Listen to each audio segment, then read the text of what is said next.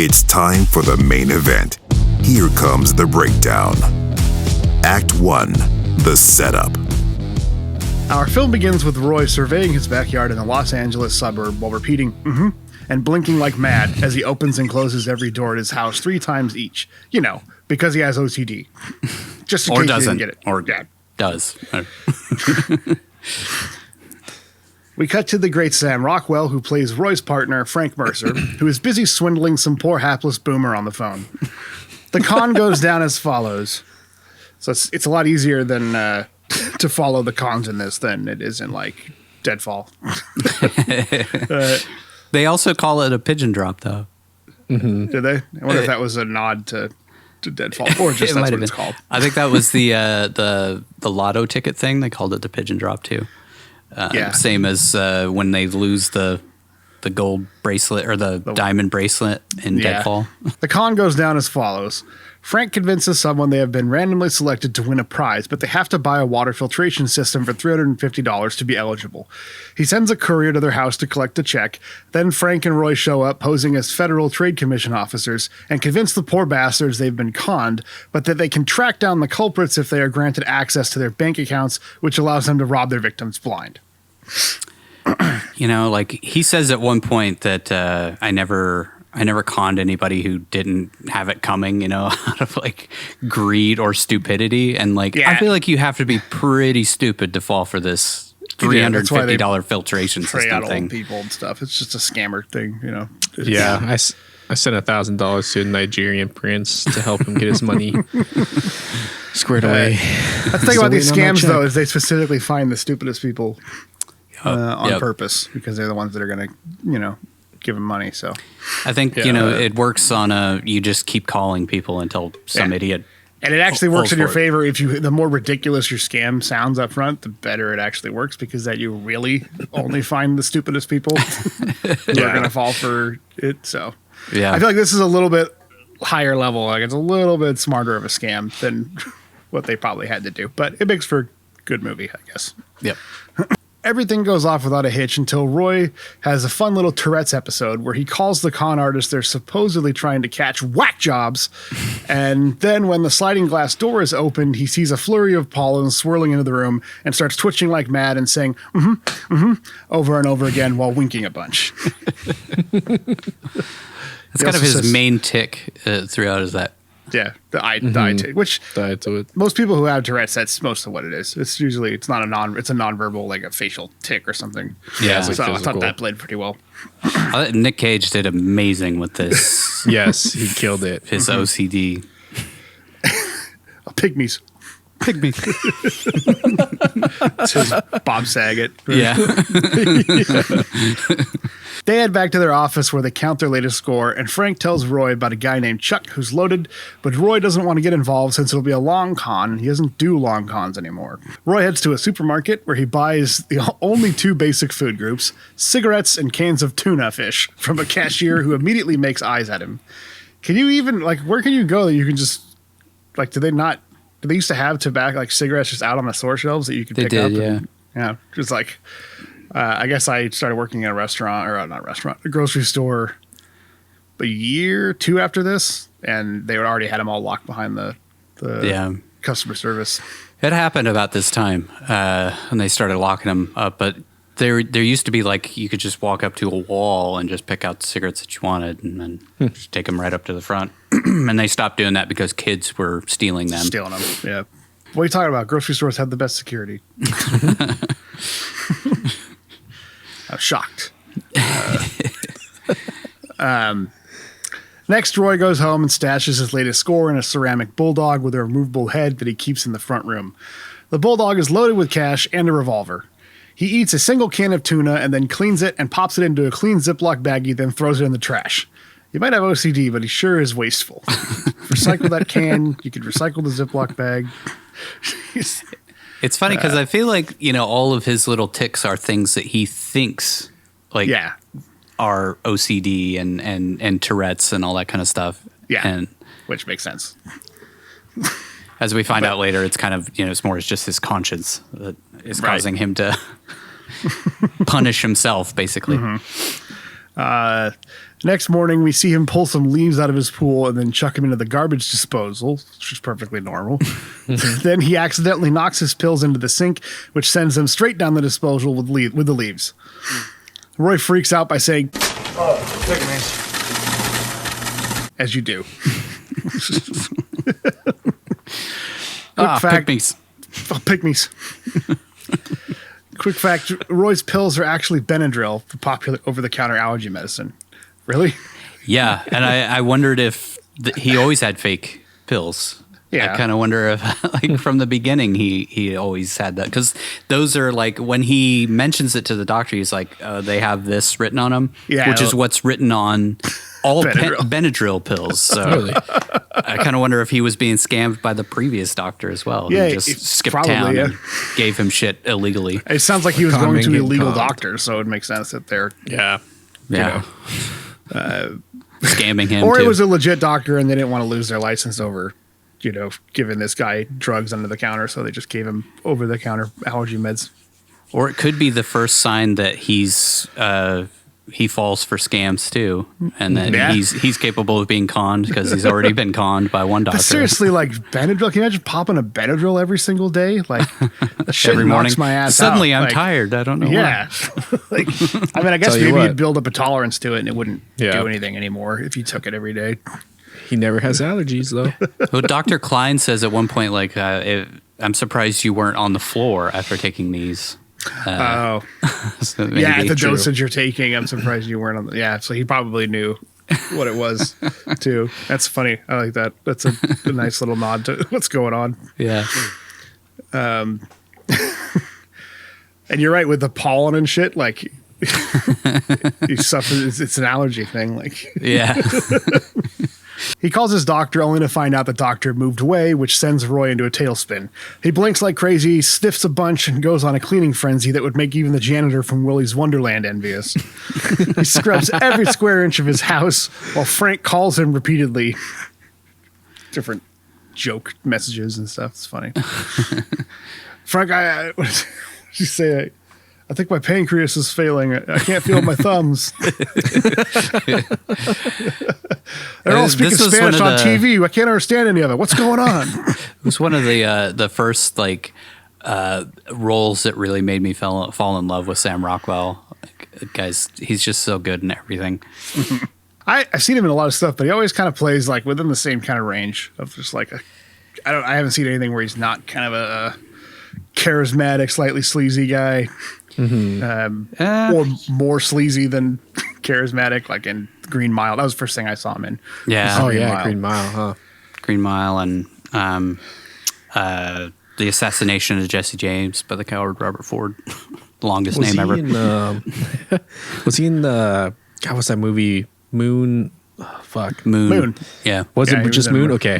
Where he plays like multiple versions of himself or I don't know. That movie's It's a bizarre movie. It's an amazing movie though. Yeah. I very think that was like the first like breakout of like this dude can really act because he's playing like 7 different versions of himself or Yeah. maybe it's like 3, but Yeah. but he's the only person in the movie, which is crazy. Cheap movie. Yeah. I think the whole thing was shot on a set, so Frank shows up at Roy's house the next day eating a sandwich and looking frumpy as all hell. They have a real odd couple dynamic throughout this film. Roy tells him to take off his shoes before coming in, but Frank walks right in and onto Roy's freshly cleaned carpet, which causes Roy to say, You looking for something, sucker? weird. I love Like that. that was a Nick Cage ad lib. Looking for something, sucker? Yeah, my partner, handsome guy, doll. Frank tells Roy that he needs him to come back to work because he, Frank, doesn't have a bunch of money like Roy and he still has car payments to make. Roy notices Frank's shoes and half his sandwich on the carpet, which makes him want to hurl. Frank calms him down by having him breathe into a paper bag and calls a psychiatrist for Roy named Dr. Klein after he wipes his ass and crotch with Roy's phone. I really feel like that odd couple thing was purposeful. Like that was probably it could have been the impetus for the characters, like writing the characters. Like, just make it basically the odd couple, but con men. Yeah. It works. Yeah. It kind of makes it a little bit unbelievable that they would have this history then to me. Like they both seem so at odds with each other, but they're both really good at what they do. So maybe that's what keeps them working together. Or he just, he found a kindred spirit and they kind of latched onto each other. Mm-hmm. And it seems like Frank learned everything that he knows from Roy. Yeah. Kind of like Angela, she starts to learn from him the same way. Yeah, we can kind of see that he likes to coach, he likes to find somebody like himself to coach. Mm-hmm. So puts up with maybe the eccentricities of it. Yeah. At the psychiatrist, Roy tells Dr. Klein that he was getting his medication illegally and that he doesn't know what he was taking. Roy is super combative to the doctor and only cares about getting the pills, but Dr. Klein convinces him to sit down and talk with him. Roy tells him he has pretty much every mental disorder you can think of. He hates being outside, he doesn't like dirt, he gets sick to his stomach from random things, he has tons of tics, Tourette's, OCD, and he has pretty much no contact with anyone aside from Frank. I think that's where the psychiatrist is like, oh, he doesn't actually have any problems. Yeah. Like, he's just listing shit off. I think they key to that when he says, I think I have what they call agoraphobia. Yeah. What it's called agoraphobia. And he's like, incorrectly, but go on. Like, that's not a real thing. It's other, disorders that. Makes me wonder if Dr. Klein was legitimately a psychiatrist. I think he was. Yeah. Like that's why he says like that's why they play that soundbite later on when he says I'm a psychiatrist, I can't lie. Like I think it was to show that he really was a psychiatrist. He never actually lied to him. He just didn't tell the whole truth. Yeah. And then he just picked up and left because they call the medical office and he's an established psychiatrist at this office. It's not like he's just working out of a back room or something. So, but I think that was a key. Like no person who'd actually been to a psychiatrist would call their disorder agoraphobia. So that's why he's like, okay, this guy's making shit up. So, and I wonder now, I'm thinking about it, this is getting ahead of ourselves. I wonder if Frank suspected he didn't actually have any disorders either, and that's why he brought him into this, to have Klein help him con him. So. I'm sure he saw that like certain random things would trigger it and probably picked up on what was triggering it, which usually seems to go along with them doing something bad. Right. Or there's times where he wasn't triggered at all when he should have been, which is probably what we noticed it watching the movie. So I'm sure Frank noticed it after working with him for so many years. Yeah. Roy tells Klein that he hasn't been in a romantic relationship in at least 10 years since he and his wife had their split up, since he was a drunk and she left him with a black eye that he gave her. So she had the black eye. She had the black eye? Yeah. Okay. The way he says it sounds weird, but he's like, she left with a black eye that I gave her and a bun in the oven that I may or may not have given her or whatever. So there's another tip off that he's not that great of a guy. He's not that good of a dude. Yeah. But again, and he lets loose that he just might have a child since Heather was pregnant when they split up. Yeah. But it's basically, he says, so it's like he hit her, he was abusive to her and she left him. But the way he worded it made it sound like, oh, she left me with a black eye. She gave me a black eye, but no, she That's left what I with a thought, eye. but Yeah, because he says she left me with a black eye that I gave her. So, it's real quick, but it's subtle. Yeah. Him sort of forgiving his own actions, I guess. Right. Through wordplay. Yeah, I wonder if it's supposed to be like we see him as not that bad of a guy through his actions, but he knows that he's still a pretty bad guy because there's stuff we don't know about him. And obviously he would know it and his conscience knows it. So yeah. And like he doesn't drink at any point. Like he even has alcohol in front of him a bunch of times, like with the martinis and the margarita in the Mexican restaurant. It's because he knows like if he drinks, he's going to go off the rails and turn back into that person that he himself hates and doesn't want to be anymore. And then he says, look, Doc, I spent last Tuesday washing fibers on my carpet. And the whole time I was washing the carpet, I was wondering that I was worrying that I might vomit. And the whole time I was thinking, I'm a grown man. I should know what goes on inside my head. And the more I think about it, the more I realize that I should just blow my brains out and end it all. But then I thought, well, the more I thought about blowing my brains out, I start worrying about what's going to happen to my goddamn carpet. Okay, so that was a good day, Doc. And I just want you to give me some pills and let me get on with my life. I don't know how to deliver that in the Cage. Trying to remember how he does it. But. It's all those little stops where he's... That's right. Doctor gives him some pills that he had lying around in the office, which doctors do all the time, right? First clue that many things aren't quite what they seem. Roy starts to feel better, but he can't get back to work scamming poor housewives, so he heads home and tries to call his ex-wife, but chickens out when she answers the phone. I feel like everything would have been solved if he just would have talked to her from the beginning. It's one of my questions, my couple of questions. It's my big one. Back at the psychiatrist's office, he tells Dr. Klein that his ex-wife was pregnant for 2 months before she even told him about it, and that the baby would be 14 now if she ended up having it. He asks the doctor to call Heather for him to find out if Roy actually does have a love child out there somewhere, and the doctor reluctantly agrees. He calls Roy later and tells him that his ex-wife doesn't want to talk to him, but Angela, his daughter, does. He nervously heads to meet her by a school where he sits in his car smoking and staring at children in the park. Just what every parent wants to see. He's even wearing like the old man windbreaker the whole time, too. That beige windbreaker that's just nondescript. And yeah, probably sets off some red flags. Yeah. He waves at some teenage girls who laugh at him, which causes him to make goofy noises and fight some imaginary flies around his head.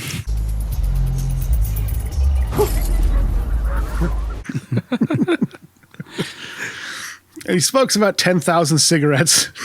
And just as he's about to give up and head home, he spots his daughter riding up on a skateboard. He anxiously jumps out of his car after thinking twice about greeting her and introduces himself to his next wife. I mean, his long-lost daughter. Jesus. That's my one joke about her age. Oh, fuck. He likes the youth. It's like in Moonstruck, you know? He doesn't want to be seen. Yeah. Angela asks him how long he's been out of prison, since that's what her mom told her. But Roy says he's never been in prison since he's in Antiques. He asked if she'd be okay with going somewhere to eat, since he gets uncomfortable being outside, and she thinks his quirks and nervous fidgets are funny. So they go to a restaurant where she eats a big messy hamburger while Roy stares at her like she's an alien, and she says her mom told her that she only got Roy's elbows rather than his eyes or his nose. How would you even tell? That's why I think that's the point of that. Like everybody's elbows look the same. So if you're trying to, convince someone you're their daughter, you'd say, "Oh, I got your elbows," because you can't dispute it. I'm just guessing at some point she just floated around and knocked her mom in the eye. She's like, "Oh, you got your dad's elbows." I really thought she was related to Frank because she kind of looks like Sam Rockwell. Yeah. So I thought like it was his little sister or something. Yeah. Though she kind of gets scammed out of her cousin. Yeah, I don't think they're related, Frank but I thought that was going to be part of the reveal, was that they were sort of his cousin or something. Mm-hmm. His wife.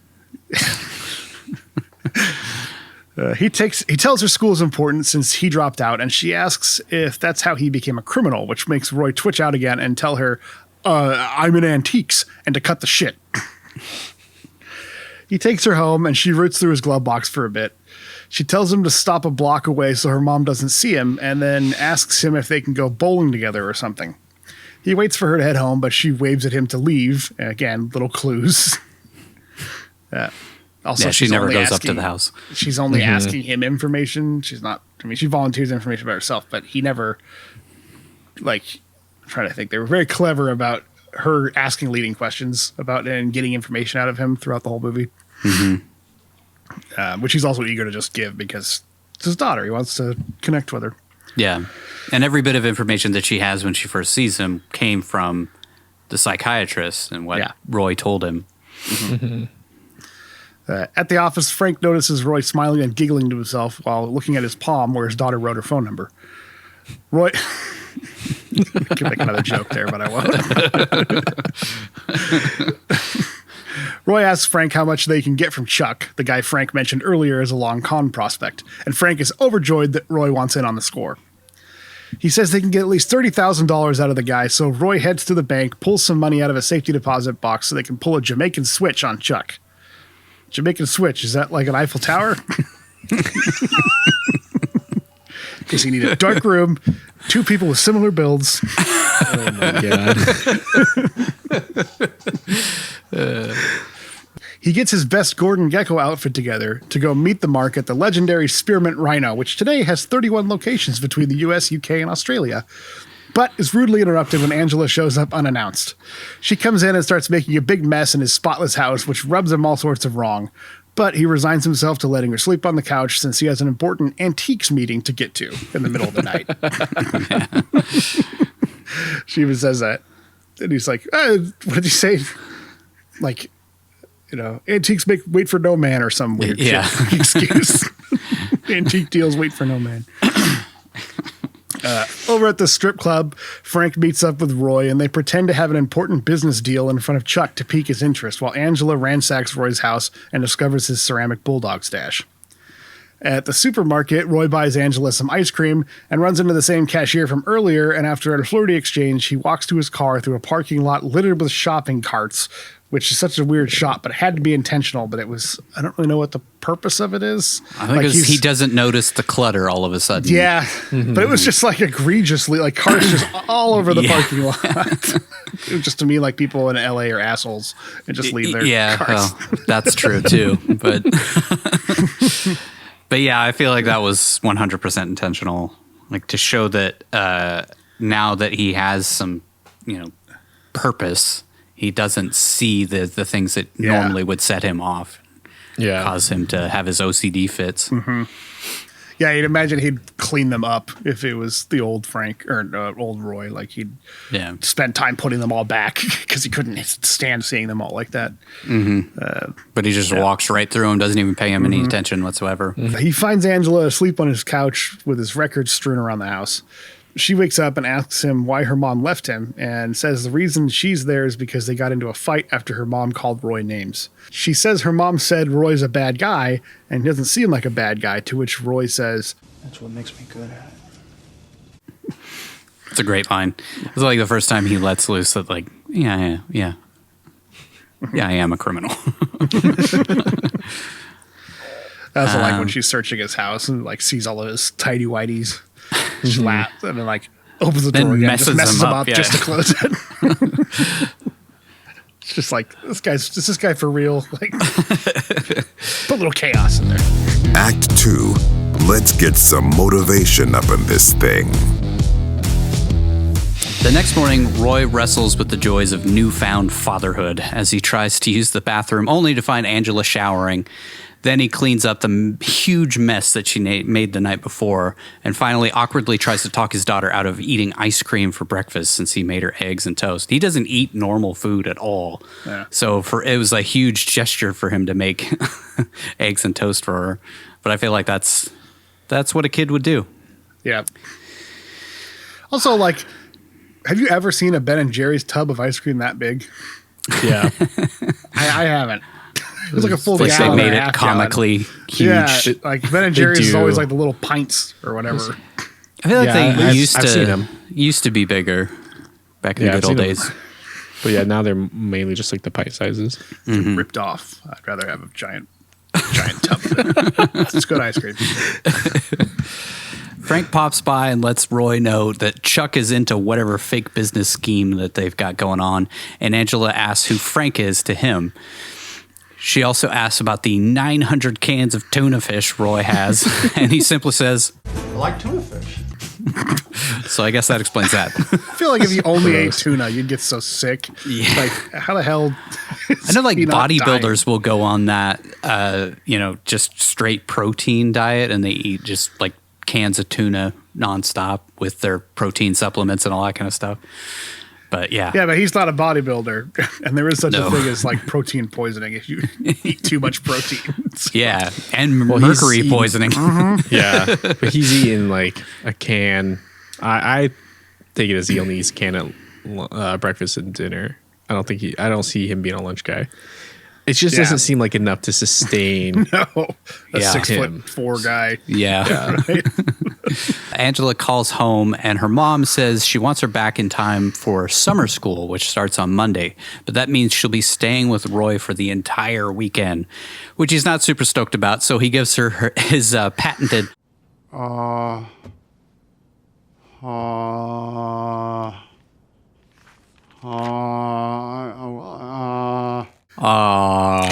before he relents and lets her stay.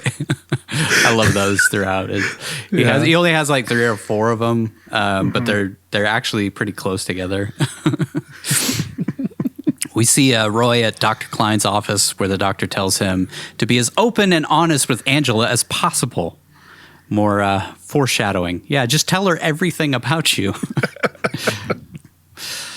It's a clever scheme. I mean, I think I feel like if they would have telegraphed it a little less, I feel like it would have worked a little bit better. But I mean, I'm sure a lot of people watched it and didn't pick up on it at all the whole way through. But you could have made it more Fight Clubby or Usual Suspects. Be expecting that pathos of like, oh, he meets his long lost daughter, and they form a connection, and it turns his life around or whatever. And that's obviously what they were playing on. But it just felt too telegraphed.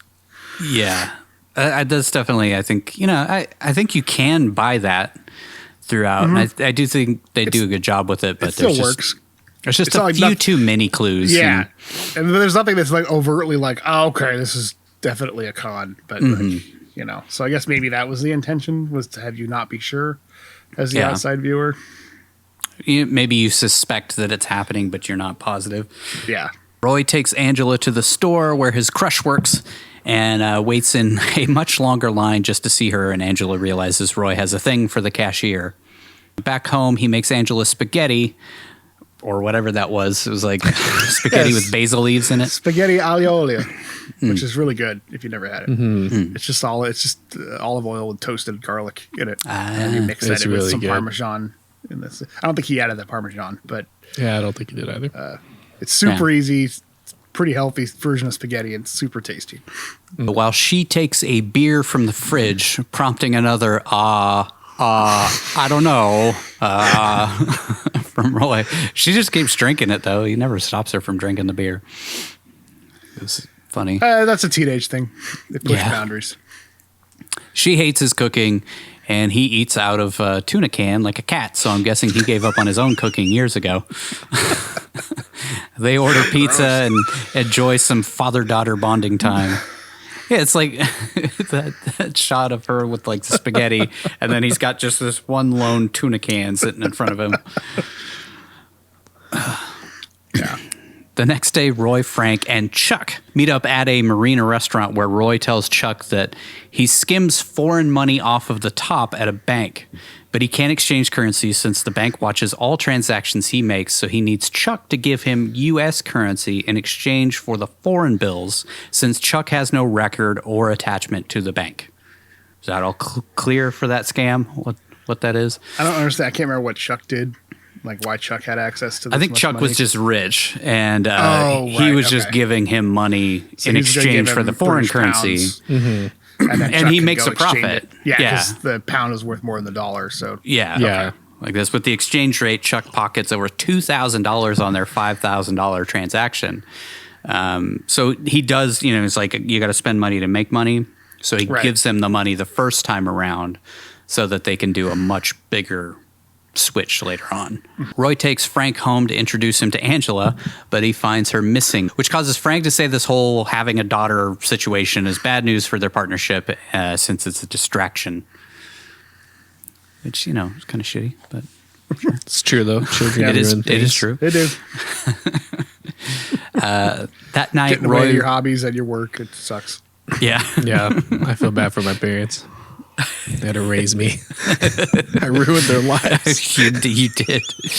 Absolutely did. We all did. That's the sacrifice that they make. It's true. That night, Roy worriedly waits up for his daughter, and when she finally shows up, he scolds her for leaving without telling him where she will be. He yells at her that he has a business and a partner and that he likes things a certain way, so he thinks it'd be better if he took her home the next morning, which prompts her to tell him she didn't do anything wrong, like get high or steal money from his ceramic dog. So she knows all about his stash already. Which he has a great little episode here. Roy has a mini panic attack when he realizes she knows about his stash and his gun. So he says, that is wrong what you did, and you're a nosy Parker, and that's no way for a young lady to behave, and shame on you. It's like one of my favorite KG moments in the whole film. One thing I love about her performance in this moment is that she she it kind of feels fake but believable at the same time. Like it feels a little over the top, but not enough to where you're like, oh my god, she's faking it. But it's kind of like one of those clues too. If you're paying attention, it's a little forced and over dramatic. Yeah. But Every time she not cries, it's like crocodile tears. Yeah, exactly. Yeah, I really love that subtle touch that she added or they added, and she was able to execute on. Yeah, it's a shame that she didn't keep acting. Maybe she'll Rick Moranis it and come back eventually. She's probably having a healthier life outside of Hollywood. I'm so sure. for her sake, don't come back. Well, it's okay. Weinstein's gone. Everything's okay. Yeah, I'm sure Behind he's bars. the only one. Yeah, I'm sure. He was the only one. She storms out as Roy checks to make sure all of his money is still there. And then he chases her outside to apologize. And she says he's just like one of her mom's boyfriends, something they have to deal with in order to screw her. Which makes me wonder if her mom ever uttered the words, "You want to fuck me? Everybody else has." It'd be funny if the reveal at the end was Heather was Patricia Arquette. Oh, Jesus. That would have been great. Explains why he has OCD and all these mental issues. Yeah. I fucking killed a man once. She screams that even her mom's boyfriends tell her what they do for a living instead of pretending to do something else while hoarding stacks of cash and a gun in their living room. Roy apologizes and says he's not great at being a dad or even being a person in general, which is very obvious. They order pizza again, and Roy tells her all about what he actually does for a living, since she asked him why he has a gun. You know, he says, like, in case. In case of what? And then he's like, all right, I'll tell you. By the way, it's worth noting that Roy shows no signs of his illness here whatsoever, and even lets Angela eat directly on his precious carpet. When she's around, he feels normal, and when he's with her, it's the only time that he seems genuinely happy throughout the film, which is really sad. I don't know. Yeah, I kind of wonder if he would have. Well, I don't know, because he was a bad guy even when he was about to have the kid in the beginning, but he's slowly kind of like gotten his life together, but he's still a con artist. So I don't know. He tells her that he is a con artist, flim-flam man, matchstick man, loser, or whatever you want to call it. I'd never heard that expression before, the matchstick man. Neither. Me either. Flim-flam man, con artist, loser. I don't know if that... I don't know if I would call a con artist just a loser. I think that's just him labeling himself. just calling himself a loser. She asks who Frank is, and Roy explains that he is his partner / protege. So I definitely think that there's some of that where he really enjoyed teaching Frank, and that's why they still work together. And then it kind of gives him that same thrill to teach Angela. Yeah. I think a part of that's like a paternal instinct, like to pass on and teach, so pass on these excellent skills that he's learned. Yeah. So it kind of shows that he's got that drive even before he was a dad. And obviously he talks about how he always thinks about if Heather had a kid, so. It's funny that it took 14 years for him to really get to the point where he wanted to find out, actually try to find out. I think he wanted to the whole time, but this is the impetus, the psychiatrist talking to him about it instead of just giving him drugs, it's probably his previous fake psychiatrist or whatever. Yeah. Then she asks him to teach her how to do a con, and he says he's not going to screw her up like he screwed up everything else in his life. And she says, he often steals from people who don't deserve it, like old people, fat people, and lonely people. And a lot of times he feels sick about it, but I guess not enough to stop doing it. Fat people? Mm-hmm. Yeah. He just I think that's another one of he's just not that good of a guy. He's disgusted by just them. hates fat people. He sent Mad Dog to go con that lady, and he ended up killing her instead. So she finally convinces him to teach her a con by telling him that she's done stuff with boys. And when she gets more and more graphic, he tells her to shut up. And he'll show her if she shuts up, which I think was good. That was like him truly being a dad. Mm-hmm. That's how I blackmailed my parents into giving me things. I've done stuff with boys. Stuff that would make you sick. The next day, they buy a lotto ticket for the winning numbers from the previous day's drawing, and then she scratches off the date while Roy explains the rules of conning, one of which is to make sure the person you're conning isn't conning you. More foreshadowing. Except for Con Air. God damn it. He takes her to a laundromat where the sheriff from Willy's Wonderland is busy washing clothes. That's right. It's our old pal, character actress, Beth Grant. I got to wonder how many times she showed up in different Nick Cage movies. I don't know. But when I saw her, I was like, movie. whoa. I mean, she's had, did we say she's been in like 200 movies She's or been something? in like 200 and some odd movies. Crazy. Yeah. Angela pops some clothes in a washer and makes friends with Dwight Schrute's babysitter. On the way to buy a soda, she drops the crumpled up lotto ticket on the floor, and the lady tells her she dropped something. Angela says it's not hers. They uncrumple it, and Haynesville's finest decides to see if it's a winner. That's Willy's Wonderland. That's Haynesville. That's right. She borrows the paper. She borrows a paper from Roy, who is sitting nearby, and finds out the ticket hit on 4 out of 5 numbers, so it turns out it's worth $600. Angela says she can keep the money, but Beth Grant says they're in this 50-50, so she withdraws $300 from an ATM to give her, since she'll have to wait for a check from the lotto people once the ticket is verified. So, pretty clever scam. Mm-hmm. I think this was the pigeon drop, right? Mm-hmm. Mm-hmm. Which was kind of the same scam as the one in Deadfall. Mm-hmm. But more clever. In the car, Roy excitedly tells her she did a very, very, very good job. And Angela says, "See, Mom was wrong. I didn't just get your elbows." But Roy says he wants Angela to give the money back, since he told her he'd teach her how to do a con, but not that he'd let her get away with it.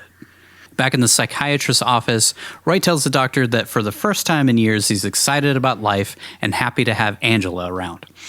He then explains that he took her along to help him sell an antique piece, and that in the business of selling, sometimes you have to create a value that isn't actually there, aka lie, and that Angela took right to it. It's pretty messed up. The doctor asks how he felt about it, and after some waffling, he says he really liked it, and it was the best time that they've had together so far. He just can't connect with her in any real meaningful way except for this. This is like the first time he really connects with her, because it's the thing he does, the thing he does best.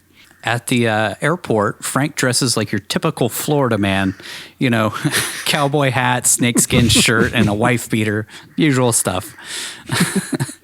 He drops a coffee cup off the second story down onto the ground floor, where Roy is standing like a kid trying to hit Santa with a soda at the mall or something.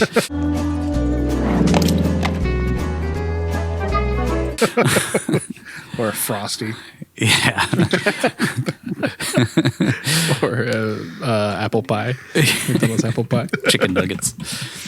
Nothing like drawing as much suspicion to yourself right before a con in a place with higher security than just about anywhere else in the world. I had to check the date at this point. I was like, was this prior to 9/11? Because I really don't feel like they're doing a lot of really suspicious shit in this airport. Yeah. And he tells him at one point to walk him to his gate, or walk him, to the plane. Mm-hmm. That was no longer a thing. Yeah, and he says at that this point. Yeah, I thought he said he takes him to security. He's like, they won't let me go through without the ticket stub. Yeah. Remember the good old days when you could get off a plane and you'd have your loved ones waiting for you when you got off? Yeah. That used to be a thing. Yeah. Something I forgot to mention I just realized it, and I just looked it up in the movie. Frank does a Walken impression in the movie. Oh yeah, that's right. He does. He does. He does. When they meet with Chuck after they leave the restaurant, I forgot. I was going to bring this up, but I didn't pay attention. He goes. It cuts to them. They're sitting at the table when he talks about, I'll give you the 5,000. When he gives them the 5,000 pounds or whatever, and then it cuts to them outside, and Frank just goes, It's crazy. It's wild. and then Roy's like, "See, it's uncanny," and like that's it. It's not like they don't overtly put these like in the middle of them having a conversation. I didn't pick that up. That's awesome. Yeah, I forgot about that. That's right. Yeah, It's at 47 minutes and 36 seconds. Yeah, So if you want to they're go back and watching watch it on Chuck. HBO or something. Yeah, they're like watching Chuck go to the car, right? And that's when he does it. I love their little like piece of shit didn't tip. That's Yeah. why it's like it's good. That's it's why good it's that we're good to conning scam him. him. Yeah.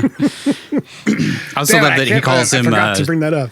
He calls him Dwight Yoakam in that scene because he's got that hat. Like, yeah, he looks just like Dwight Yoakam in that. Yeah, sorry, I Guitars, derailed it, but I forgot to bring that up, Cadillacs. and I was like, I got to say it now before I forget again. I just was like, what the fuck? Was that a Walken impression? That's wild. Oh my God. Frank explains that Chuck wants to meet at the airport so he can fly the money straight to the Cayman Islands since he's afraid he might get robbed carrying around, $80,000 in cash? I would feel the same way. Wouldn't that raise some flags when you go through the airport security, too? You would think, yeah. Like, they're going to search your briefcase. You just Yeah. have a bunch of cash. $80,000. You have to declare that in a lot of places, but I don't think you do in the Caymans. Because the Caymans Yeah, are that, got it. the famous tax haven for corporations and shit. They don't I really gotta care imagine where they the money put you came on some from. kind of list in the U.S. at least. At the very least, when they're searching your Yeah. luggage and they see they got all that cash. They plan out where they'll do the bag switch, and Frank says the meet will be on Friday. That's when his flight is. Roy says he's going to hire a guy named Hobo Ernie to be the distraction. While he switches the real money he'll show to Chuck for an empty briefcase while he isn't looking. This really reminded me of Better Call Saul and Breaking Bad, the schemes that they had. Yeah. Yeah. A lot of trust for a dude who just 24 hours earlier was strapped to a fucking table in the ER screaming about how he needed water. That's Hobo Ernie. I pictured the dad from Joe. Drunk hobo. It's just, what are you doing at the bar? Son of a bitch, give me my drink. I paid for my drink. I paid for my drink. Got money for cans of food. Get some cans of tuna. Got cans of tuna. And then Beetlejuice shows up. Yeah, Beetlejuice is the bartender. At the store, Ray. At the store, Roy chats up his crush, who asks where his daughter is and if it's lonely without her. Before leaving, I guess he picked up on the clues on this at least, and he turns around and he introduces himself and says, "It's Kathy, right?" First time making a real human connection throughout the film outside of Frank or Angela, really. Back home, Roy happily listens to a message from his daughter over and over while staring into the refrigerator for some reason at his tuna cans and Angela's actual food leftovers. It's like split on each side, hers and his. He picks her up from summer school and takes her bowling, but the fun is interrupted when Roy suddenly gets a page from Frank. Remember pagers? Those used to be a thing. He calls Frank, who lets him know that the meet with Chuck has been changed to today. So he has to go like right away to the airport.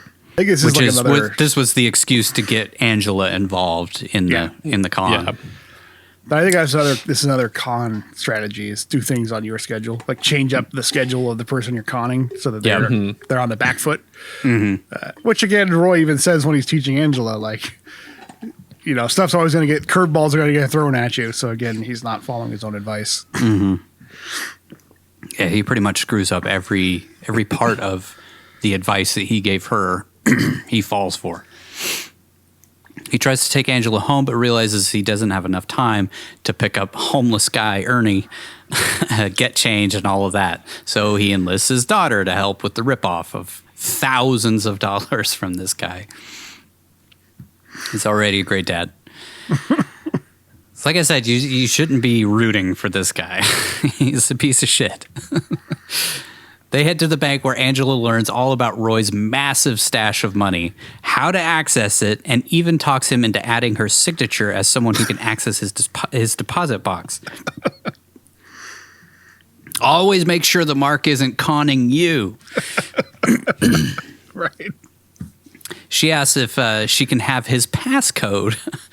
Like, why would she even ask for that? And he says, yeah, when I'm dead. So she now has complete access to his entire life savings aside from that code. Important detail. He puts 80,000 pounds into a briefcase for the con. And then outside, Angela asks him how much money he has in that deposit box. And he alludes to the fact that it's somewhere north of $1 million sitting in there. So, spoilers, when he actually gets conned, he really got conned. At the airport, he meets with Chuck and Frank, where he feigns a back injury in order to sit in Frank's spot, which he has a high back on it, and that's where they have the briefcase hidden behind. Yeah, I noticed that Frank didn't.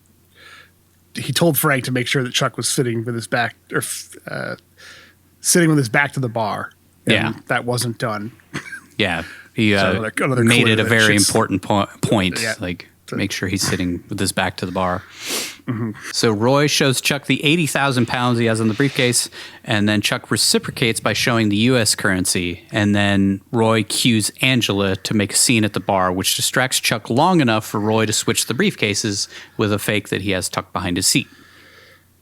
Chuck grabs the fake and heads for his flight, but Roy tells Frank to escort him to the plane. Roy grabs the money and leaves to meet Angela at the car, but Chuck is waiting for them in the parking garage. He slams the window with the phony briefcase, climbs on the car, and grabs Angela through the passenger side window. They finally manage to speed away, but Chuck continues to give chase and nearly catches up to them thanks to a talkative booth attendant, whatever that is, at the exit, to pay for the parking. Chased him down like a fat T-1000. He's just...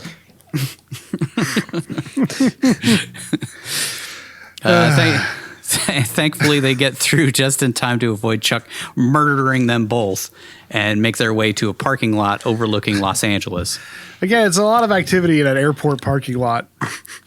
It's got to be covered in security cameras. Yeah, I think that nobody gets caught or arrested by security or the police when this guy's like assaulting a car and then chasing them as they speed through the parking garage. They like rips the money out of her hands. Mm-hmm. What are you, crazy? And she still opens the gate up for them. Right. With what looks like an underage girl in the car. Yeah. Who's screaming and bawling the whole time while the guy is like running obviously from the other end of the parking lot towards them. Roy's just like, teenagers, am I right? They meet up with Frank and Roy gets pissed since Frank didn't walk Chuck to the plane and that his daughter could have been hurt.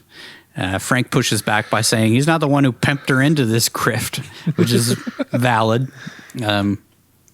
Roy explains there's no way Chuck will go to the cops since he'd have to explain why he had $80,000 in a briefcase in the first place. So they're safe since none of them have a police record and are all off the books. Everyone except Angela, unfortunately.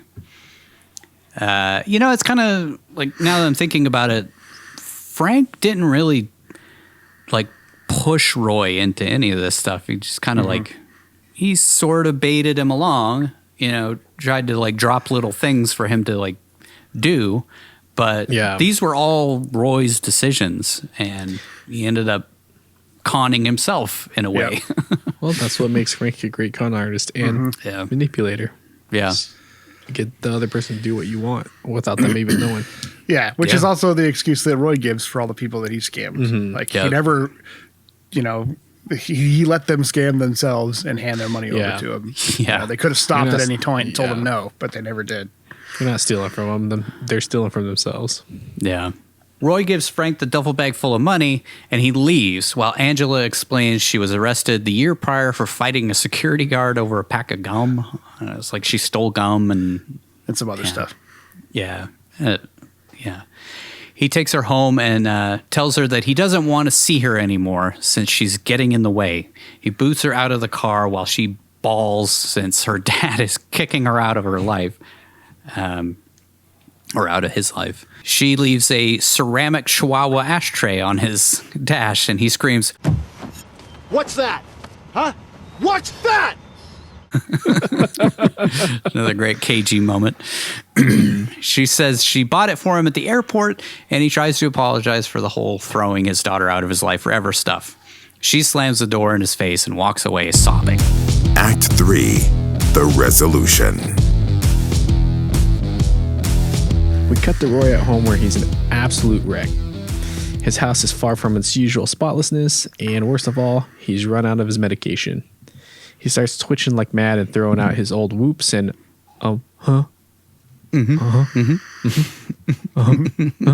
Tourette's tics while searching high and low for his meds. He calls Dr. Klein's office where his secretary tells him he's gone for the weekend, and Roy flips out. He screams at her to let him into the doctor's office so he can get his medication, but his phone dies mid-sentence. He yells, "Fucking hung up on my ass!" before rooting through the trash and finding some of his empty pill packets. He then speeds over to a local pharmacy. That is the only Tourette's guy thing I threw in there, and I had to. I'm sorry, Patrick. No, you're Fuck good. the phone. Fuck Salt. Fuck Salt. It makes me wonder if he had stopped taking the medication at that point, because he didn't realize that he was out of it. So, like, Yeah. he and now he had, needed it again. Because then he needed it again now that Started to go Angela's not there crazy. anymore. Yeah. Yep. I think he had, yeah. Because he would, based off of what we learned throughout the rest of the film, like he would have been dialed into his medication right now. Making sure that he had it for emergencies such as this. Yep. Let me tell you, the next couple minutes are absolutely incredible. He cuts in the line at the pharmacy and a guy yells, "Hey buddy, you ever heard of a line?" So Roy in turn yells, Hey, have you ever been dragged to the sidewalk and beat until you pissed blood? "Pissed blood?" So the headset came off. I had to do the Gotta head get the shake head thing. Yeah. I had to do the head shake thing. Otherwise it wouldn't have been genuine. It's one of my favorite line reads of any of the films we've watched. That's why it's in the opening, is I because know. that was like the one line I always remembered from this movie. But it's so like, that's a KG. One of the best KG moments of all time, Yes, I think. 100% agree. Which is something I think we've all wanted to scream at a stranger in front of us at the store. I'm pretty sure that's right. I know personally, I want to scream that at least once a day at somebody. Yeah. When different you have energy. like one item and the person in front of you has like 1,000. You're dragged to the sidewalk and beaten to your best blood. The line of customers are ever so slightly taken aback by Roy's. The line of customers are ever so slightly taken aback by Roy's mild overreaction, and another pharmacist calls him over to ease the tension. He asks if Roy has a prescription, and he explains that his doctor has given him samples. Once again, as doctors do. The pharmacist looks at the pill packet while Roy apologizes to the guy he just yelled at. The pharmacist then tells Roy that he's been taking supplements this whole time, and Roy says, What? This packet contains supplements, sir. No. My doctor gave those to me. They're prefect. They're supplements, sir. Bullshit, man! just kind of reminded me of the deadfall scene. Bullshit. So I'm thinking right in Bad Lieutenant. And he's freaking out at the pharmacy in that one too. Yeah. That's right. That pharmacy Expected him to looked go behind the counter really and start similar. rooting through all the pills. Excuse me, miss. The pharmacist tells him what he's been taking, and sure enough, he finds out that he's been taking menopause supplements this whole time. I think it's funny that that's what he chose. That feels like a Frank thing to do. Is like, Yeah. give him menopause pills. It'll be I guess on the hilarious plus when he finds out. I guess on the plus side, his hot flashes did stop. Yeah, it's true. Though he is very sweaty in this scene, Oh yeah, because Yeah, he's he not can't taking take because the he pills. hasn't been taking it. Yeah, He takes the pills to his psychiatrist and confronts him about giving him women's hormonal pills for like a month. Dr. Klein says Roy doesn't need medication for his neurosis, so Roy calls him a fucking quack. I have news for you, Roy. Your neurosis is small time. Small time? What are you fucking quack? He explains that his condition is in his head and caused by his conscience since he feels bad for being a criminal. Dr. Klein tells him he knew he wasn't in antiques since he's had his feet up on an 18th century footstool during every session, and Roy never mentioned it once. Roy justifies his criminality by explaining that he never took anybody who didn't let him out of greed or weakness. So I guess that makes it fine. Yeah. Also, fat people. Also fat people, you know. They deserve it. Well, that's a weakness and greed. Yeah, I guess. It's gluttony. It's gluttony. Klein asks about Angela, which causes Roy to break down. He says he screwed up and lost his little girl, and that she hates him now since he turned her away. Roy decides to reconcile with her and finds her at the park where they originally met. He tells her he went to a lawyer to try to get partial custody of her and wants to stop being a criminal so he can have her in his life permanently. It makes me wonder, like, you know, I mean, I guess he would just be going to the lawyer to find out if it would be possible, but Yeah. at the same time, it's like, wouldn't he find out that she isn't Heather's daughter at that point? Down the line, yeah. It's just at this point, he Yeah, he mentions they still have to do blood tests and all this other stuff. Yeah, they have to too. go through he all probably this just other called stuff, and so. consulted with a lawyer. Yeah. Yeah, he was just getting consultation to see what it would take to get her to be in his life permanently. I mean, I don't feel like they had any kind of custody issue at that point, really, right? Because, like, she was coming to stay with him anytime. He didn't want to talk to his ex-wife, but he would have to because she has custody of her. So Yeah. they'd have to get a lawyer involved. Yeah, and she paints his ex in a light that is not like she doesn't want to talk to him and accepting says he's a bad of man. Roy. Yeah. Yeah. So he's preparing for what would most likely be illegal. And it might also have been like he can't actually talk to her, so he knows he's going to have a lawyer contact her True. to talk to her. You know, that's a good point. It does make me wonder if at the time they separated, she had a restraining order against him, and that's kind of why he's so hesitant to go until he absolutely needs to know, like, hey, what the fuck is going on? Yeah. So, I mean, he doesn't have any kind of, like, police record. Yeah, so So- they just broke it off. True. And never contacted her again. yeah, I guess that's Sounds true. I guess that's true. Back at home, he lets Frank know he's getting out of the business over martinis, and he gives him his share of the take from Chuck, which is like $30,000, I think. I think that's what he nice said. parting gift. Yeah. Which kind of, knowing the conclusion, just paints Frank into being bigger douchebag. He leaves him with, like, what, like $1,000 or something like that? Yeah. Yeah, I think he only lives him $1,000. Yeah, or 4,000 maybe. I don't know. It's like it's just a Whatever a small bundle stack of of hundreds hundreds. is. Yeah. Yeah. Let me It tell looked you, pretty small. Let me tell you, a lot, thousands of dollars in hundreds. It's very small stack. Yeah. Not that I have anything stashed in my porcelain bulldog. At a restaurant, he and Angela celebrate their new life together and discuss the future, including getting a dog, which is the last thing somebody with actual OCD would ever want around. She even gets him to dance, which shows he's really coming out of his shell. Unfortunately, he and Angela head back to Roy's, and they find Chuck waiting for them with Frank beaten up on the carpet. Blood on the carpet must really bug him. That's just the observation I had. Like, I'm surprised he didn't just start having a complete meltdown when he saw that. Well, I mean, I feel like at this point it's just kind of gone away. Yep. I think he knows that it's in his head at this point because the Yeah. psychiatrist told him, and Confronted him on it, like, hey, like, this is just in your head, buddy. and when it's like important stuff, he doesn't have the tics. Like when he's Yeah. in the meeting with Chuck, like he's perfectly normal Right. the whole time. In both meetings, like he doesn't have this like blinking or anything. Chuck holds a gun on them and says he's tracked them down through Angela's police record and the cameras in the airport gift shop where she bought his ceramic Chihuahua ashtray. This is just me personally saying it, but fuck Chihuahuas.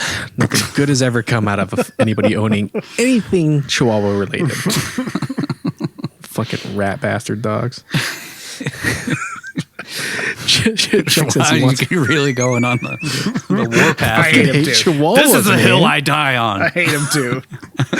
My No reason grandpa to had exist. one, and it was the meanest dog I've ever met Yeah. in my life. was kind of the family dog when I was a teenager. Was Chihuahua. Well, I mean, even when I was a kid, my parents' dog was a Chihuahua. And Is that the one that would always eat its own ass? No, I thought that was a cat. No, that was a that was a poodle. Oh, that's right. That's right. The poodle. Chuck says he wants his money back, and Roy says he only has about $4,000 in his bulldog. Okay, so I guess that's where I got the $4,000 from. I think you're right. He does leave him $1,000. When Roy goes to grab it, Chuck tells Angela to get it instead. Chuck says he wants half of whatever Roy and Frank steal from now on, and that they're going back to work, but now they work for him. But Angela rudely interrupts them by holding the gun from the bulldog. She shoots Chuck in the stomach, prompting Frank to say he's not going to make it. So Frank puts Angela in his car, and Roy tells them to meet him a day or two later at a motel called Seven Palms after he takes Chuck to the hospital. He tells Angela he's sorry he let her down and tells them to leave. Back inside, Chuck is waiting for him, and he knocks Roy out cold. Later on, Frank says, like, sorry for the sap on the head. And it made me wonder if maybe it was actually Frank, but I think it's Chuck. I think we see Chuck, right? Yeah. Yeah, he like turns to go back in, or does he get inside or is it in the garage? Either way, It's in the house. You see Chuck hit him in the back of the head. because Frank drove off with Angela. It was like Ashley, Abigail, I can't remember. Cornish. Roy wakes up in a hospital room with a couple of detectives waiting to talk to him. They ask him where Frank and Angela are and tell him Chuck died in the driveway outside of Roy's house. They say they know Angela was the one who pulled the trigger since there were fingerprints on the gun. Okay. Yeah, he didn't think about the fingerprints. Yeah. OCD guy wouldn't clean that gun afterwards. Yeah, I bet he planned on it, but he kind of got knocked out before he could get that far. Roy tells them he wants to see Dr. Klein, and if he can see him, he'll tell them everything they want to know. Sorry, going back to that, like in the garage, he like pulls out some garbage bags, and like he says that he's going to take him to the hospital. But like, was he planning on like disposing of the body potentially at that point? No, I think he was gonna just clean. Like he was gonna throw everything away in there, and probably the gun too. Which why not send the gun with Frank? Like Frank can go chuck it somewhere. Yeah. Just drive through Compton and chuck it in the yard. Yeah. What? I'm just saying. Compton's a very lovely place. I've been there. Please don't shoot me. Please don't shoot me. Please don't at me. That was a reflection upon Compton just being bad. Like, you know what? I'm gonna get so much shit for this season of the podcast. It's since been kind of gentrified. Not really, but No. It's still a scary place. It is very scary. It's just like Oakland, parts of Oakland. Very scary. Oakland's lovely. I love Oakland. Please don't shoot me. So scary. Please don't shoot me. So scary. I'm scared of my family that lives in Oakland. I'm just putting that out there. Where the fuck was I? Dr. Klein shows up sometime later, and Roy tells him the passcode to his safety box so he can give it to Angela.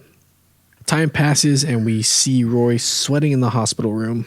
He calls for someone to turn the air conditioning on and makes his way out the door where he finds that the hospital's empty. He wanders down the hall, stopping outside a door chained shut with the words "dead" inside written on it. Oh, fuck. Sorry. That's a scene out of the only good season of The Walking Dead. God, do you guys remember the first season of The Walking Dead and how good it was? It's the only one I watched. Oh, what things could have been. I guess I watched that in half of the second season and then was like, I'm done. I sadly made it like 5 seasons in because I was hoping it would get better, and then it never did, and then I gave up. The second they left the prison, that's when things went to shit. And that was like halfway through season 4 or something like that. Yeah. And there's like 38 seasons now of the I show. think it's just wrapping up. Yeah. And there's more spin-offs too. And there's spin-offs now. 10 Yep, years they're going to of spin shows off. planned. Yeah, God. Yeah, the moment they broke Frank Darabont's brain and caused him to have that mental breakdown is when the fucking show went off the rails. They straight up fired Frank Darabont because he wanted to double the budget from the first season. They were like, nope, we're going to make it half of the budget of the first season. And he was like, thing on a farmhouse. this. No one will care. Yeah. And then not on top, like on top of that, then they started like, if you read all the emails that got leaked objectively, they like start fucking with him and like turning him into this crazy guy who was like lashing out. And yeah, it got pretty ugly. I think he ended up winning that lawsuit, or they settled with him or something. I can't remember. I don't know. But they ruined his show. It got pretty ugly. They ruined his show and his career. Like, what has he done since?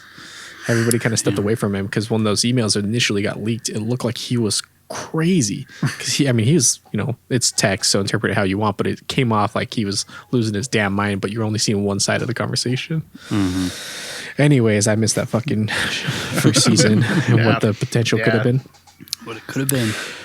Anyways, Roy finds out the hospital room he's been in has been a fake one this entire time, and he's actually on the roof of a parking garage somewhere in LA.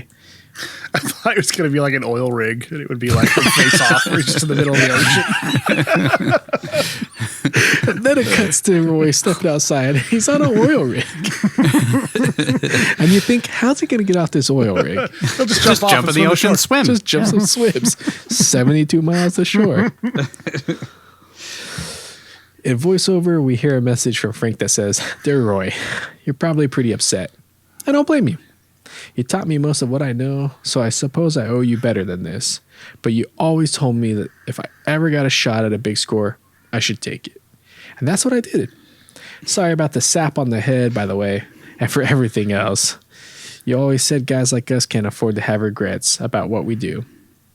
That's going to be a little harder for me, but I'll manage. If it makes any difference, you're the best I ever saw. I'd never find a better partner, and now I won't have to. I love you, man. Frank. P.S. Enjoy the gift." What a sweet dude. I mean, well, the real gift is the memories that he made along the way, Yeah. We all know that's the real gift. Yeah. If Deadfall taught me anything, that's what it taught me. It's like, Yep. It's the memories. It took every ounce of willpower I had not to just spam this last bit with fucking Deadfall references. Frank runs to a carousel for some reason, rides it around. There's a woman in a red dress. It's all There's black money and white. flying everywhere. It goes black and white. They for filmed no in a reason. food court of an outdoor mall. Some fucking guy with a claw shows up, a robotic claw. That would have been a great twist in the middle of this movie. He just never Dr. Claw crossed shows up. the line. I can't remember what his name was in Deadfall. That would have been awesome. Can't remember either. Dr. Claw is all I remember. That's all we remember. What really ends up happening is Roy runs across the roof in panic, and for the first time in our 22 films so far, we get confirmed bare naked Nicolas Cage ass. His cheeks are popping out of that hospital gown, and let me tell you, he's got a great ass. I think it deserves a clap. It does. Finally get some Cage ass. It's the only nudity in this film. The only nudity in the whole film. It's a PG-13 film, so butt cheeks are kind of okay in PG-13 for whatever reason. But yeah, Nick Cage ass for the first time. We sort of had it in Face Off there, but it was unconfirmed. We had this weird like pan down his stomach, and it was getting close, and then we had a reverse shot where we see, but it's like in shadow. You can't see his ass. So this is the first time we've had confirmed Nick Cage ass. I wonder how many times this happened over the 110 films that he's done or whatever. I love how nobody asked if that was his real ass, though, or if it was a CGI ass. I worked really hard on that ass. I did a lot of squats. Never going to work out again. Unfortunately, he gets dressed and heads to find that Dr. Klein's office is empty. At his house, the ceramic bulldog is also empty, and of course, his safety deposit box is completely cleaned out, aside from the gift Frank left him of a few $100. Roy heads to Heather's house, where she has no idea who Angela is and tells him she lost the baby shortly after they broke up. Roy then breaks down and starts laughing for falling for the ultimate con. Yeah, he cries for a bit, and then he starts cackling. Roy,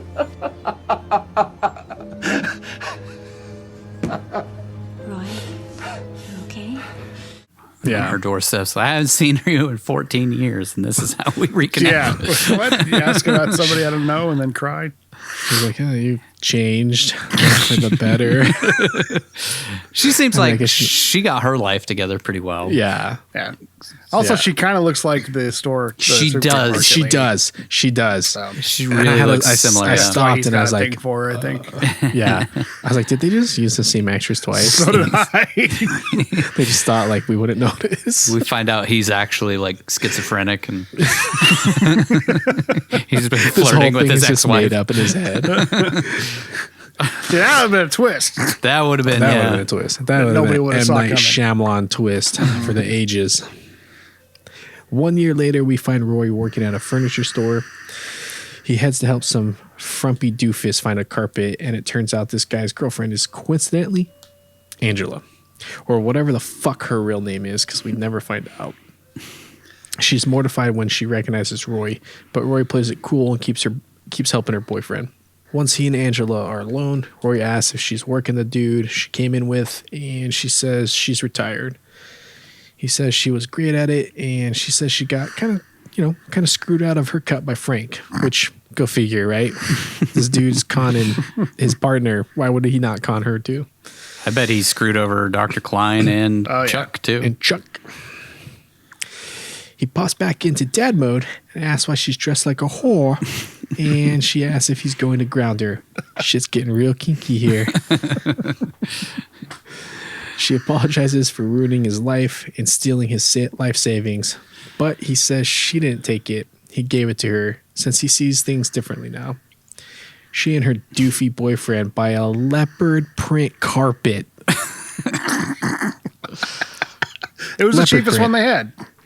Fucking classy. She's all dressed. Anyways. This also kind of reminded me weirdly of Breaking Bad with Jesse and Jessica Jones. Jessica Jones, Yeah. yeah. Yeah, remember that what kind her of like fucking weird dynamic that they had too. Yeah. Where she gets him into heroin. Yeah. Yeah. This chick is getting him into awfully carpeted apartment. It's just the real crime, really. That's the real Which crime, is I would rather her get him into heroin than put that fucking carpet in that apartment. Maybe she's just making sure he never cheats on her by putting the ugliest carpet. Well, Too let me tell embarrassed you, to bring any any- chick home. No self-respecting woman would walk in there and be like, yeah, I'm gonna fuck this guy. He seems He like kind of definitely an has idiot herpes. the whole time. Oh yeah, he's just like staring at him like, you guys know each other? But it's funny. He lives in like this 1-bedroom apartment. So she's kind of, I don't know. I'm sure she has some money, stored up, but at the same time, she's just kind of, living the bachelorette life in LA. After Maybe that's pulling kind of the this thing. huge con, They're both doing that. Like they were both Yeah. sort of forced into it, and it's they do have a genuine connection. So maybe they both realize they don't really want that life, and she got out of Yeah. it a lot faster than Roy did. So it's funny kind of a is- nice ending. Yeah. Roy lives still in his house. I'm assuming and- he paid that house off. Yeah, he had paid it off long ago. So at least he has that. He wasn't left with nothing He's not whatsoever. homeless yet. Yeah. Yeah. He can bring his cashier fiance home and Yeah. have a happy life there with their baby. She then asks Roy if he wants to know her real name, to which he says, I know your real name. Or I know your name. And she says, I'll see you, Dad. Okay. I doubt it. Yeah, Like, but- So they kind of, yeah. They'll go make back peace. into that Yeah. relationship that Maybe they they'll had go before. bowling again. She says she meets the guy bowling. So Yeah, that's she right. said Yeah. she met him. So bowling. I feel like he wants to reconnect and like stay in touch with her, but at the same time, he kind of hates her. yeah. Yeah. So it's like he But he's doesn't not ask for her vindictive phone about number it. or anything. Yeah, he's just Yeah. He just lets it go. Because when he first sees her, he just kind of give off that look like, I'm going to fucking kill you. I'm gonna fucking kill this bitch. He then rolls her butt. No, I'm just joking. We then He rolls see her him roll body up in a in a leopard leopard print. print fucking carpet. That'd be a great like post credit scene. I've been thinking about this for a long time. You turn into Milton.